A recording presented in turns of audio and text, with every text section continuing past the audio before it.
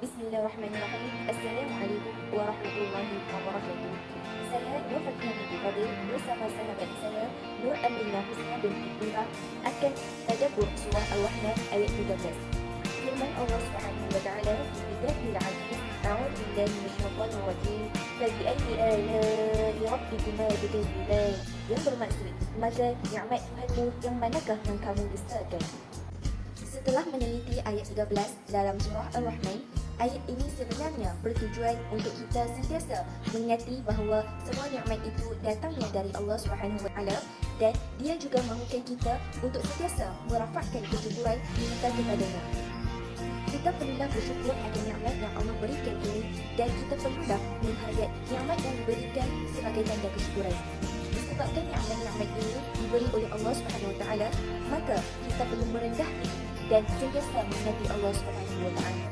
Yang seterusnya, kalimat ini berulang sebanyak 31 kali dalam surah Al-Rahman dan mengingatkan kita bahawa tidak lalai dengan nikmat-nikmat tersebut sehingga kita mengingat siapakah yang maha menciptakan dan maha memberikan nikmat-nikmat itu. Nikmat yang terulung, yang paling agung yang Allah berikan kepada kita adalah nikmat inzal al-Quran alladhi adalah hayat lil bashari. Nikmat penurunan Al-Quran yang menjadi asbab perubahan kehidupan manusia daripada kegelapan kepada berada dalam kebenaran. Perhatikan perkataan Rabbikuma dan tukadziban. Rabbikuma bermaksud Tuhan kamu berdua, manakala tukadziban bermaksud adakah kamu berdua dustakan. Ayat sebelum ini telah bersasarkan kepada satu golongan saja, iaitu manusia. Jadi, kenapa tiba-tiba Allah datangkan kepada kita fabi'ayyi rabbikuma tukadziban? Sedangkan ayat sebelum ini hanya menceritakan bahawa menceritakan tentang satu golongan, iaitu manusia. Kemudian Allah menceritakan pula kepada kita tentang manusia dan jin. Rupanya bila kita memahami ayat tersebut, kita dapati bahawa Al-Quran ini bukan sahaja dibaca oleh kita, malah didengar juga oleh jin dan mereka juga membaca.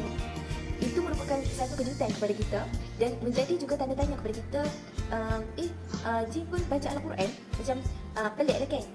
At-Tabari mengutip riwayat dari Muhammad bin Abad dan Amr bin Malik, dari Yahya bin Sulaiman, dari Ismail bin Umayyah, dari Abdullah ibn Umar berkata, "Ya Rasulullah, takkanlah menyampaikan ayat ini kepada para sahabat pada ketika itu?"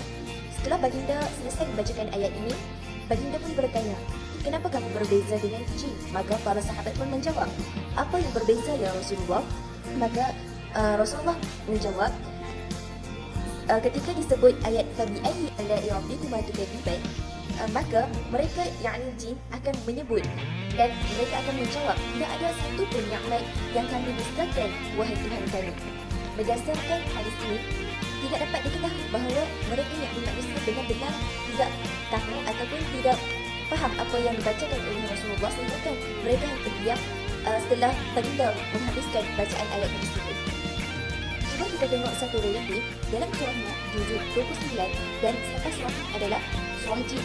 Bayangkan dalam surah Nuh menceritakan tentang manusia yang menerima kedatangan seorang rasul bukan 1 tahun, bukan 10 tahun, bukan 100 tahun, bahkan 950 tahun, tetapi manusia tetap tolak dengan agama yang dibawa oleh Nabi Nuh kepada kaumnya sendiri. Tengok pada surah Jin, pada awal surah Jin, Allah berkata, sekelompok jin mendengar Nabi membaca Al-Quran lalu mereka beriman serta mereka berdakwah kepada kaum mereka. Walaupun mereka ini tidaklah sehebat manusia, tetapi mereka lebih cepat menerima dakwah berbanding kita sebagai manusia. Tambahan pula, mereka lebih memahami bahasa Al-Quran serta mereka mengajarkan pemahaman mereka itu kepada kaum mereka. Kalimat ini juga ditujukan pada manusia dan jin kerana menggunakan kata Rabbikuma yang bermaksud Tuhan kamu berdua. Seterusnya, sebahagian ulama menjelaskan bahawa 31 kali pengulangan ayat maka nikmat Tuhanmu yang manakah kamu dustakan. Ini terbahagi kepada 4 huraian. Yang pertama mengenai keajaiban ciptaan Allah yang terbentang di bumi dan di langit, disertai dengan penciptaan dan kebangkitan. Huraian ini diselitkan dengan 8 kali ulangan fabi'ayyi ala'i rabbikuma tukadziban. Yang kedua, berkenaan azab neraka diselangi dengan 7 kali ulangan ayat tersebut. Yang ketiga, berkenaan penghuni syurga dan berbagai kenikmatannya diselangi 8 kali ulangan ayat tersebut. Yang terakhir berkaitan berkaitan dengan dua syurga yang tidak sama dengan syurga yang diterangkan tadi. Dua syurga itu ialah syurga untuk manusia dan jin yang juga disertai dengan 8 kali ulangan. Kesimpulannya, sesiapa yang mengakui dan mensyukuri nikmat Allah yang banyak akan terhindar dari 7 pintu neraka dan dipersilakan masuk syurga dengan jumlah 8 pintu.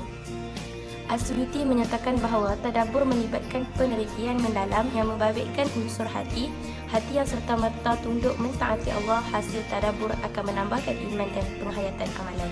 Kajian dan tadabbur terhadap Al-Quran sentiasa menghasilkan penemuan kepada keajaiban Al-Quran. Hal ini menunjukkan bahawa Al-Quran mempunyai keistimewaan tersendiri yang menjadikannya mukjizat tergolong yang diturunkan Allah SWT.